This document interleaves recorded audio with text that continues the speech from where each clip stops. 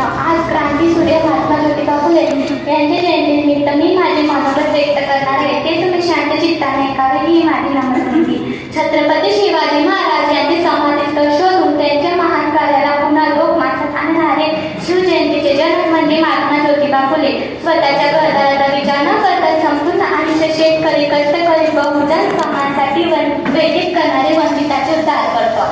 स्त्री शिकली तर समाज सुधारण्याला देखील अशा विश्वासावर स्वतःच्या पत्नीला प्रथम स्त्री शिक्षणाची मेळ ठेवली. असे स्त्री शिक्षणाचे जनक महात्मा ज्योतिबा फुले यांचा जन्म 11 एप्रिल 1827 रोजी सातारा जिल्ह्यातील कटकून या गावी झाला. त्यांचे वडील फुलांचे व्यवसाय करीत असताना त्यांना फुले या नावाने ओळखू लागले.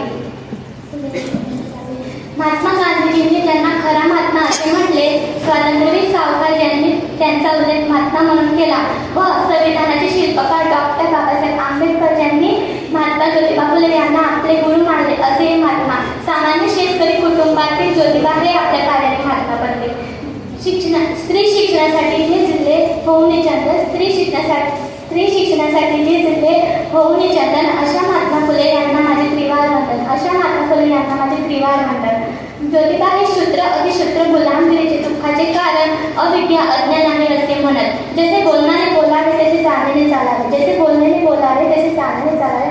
मग म्हणतीला अंगी भागे, मग म्हणतीला अंगी भागे अशा विचारावर सिद्ध सार्थकता निर्माण करणारा म्हणजे महात्मा फुले. अस्पृश्यांसाठी स्वतःच्या घरातील पाण्याचा हौद खुला करून दिला. तसेच बालहत्या प्रतिबंध गृहाची स्थापना करून विधवा विवाहास प्रोत्साहन दिले. त्यांनी बालविवाहासाठी प्रथा, केशवपण, अस्पृश्यता अशा प्रथांना कडकडाडून विरोध केला. त्यांनी रात्रशाळेची सुरुवात करून दारूची दुकाने बंद करण्यासाठी आंदोलने केली. अशा समाज सुधारणा कामे करण्यासाठी त्यांनी सवदूर इथे समाज सुधारणेचा झेंडा फडकवला. महात्मा ज्योतिबा फुले यांनी 28 नोव्हेंबर 1890 मध्ये त्यांनी जगाचा निरोप घेतला.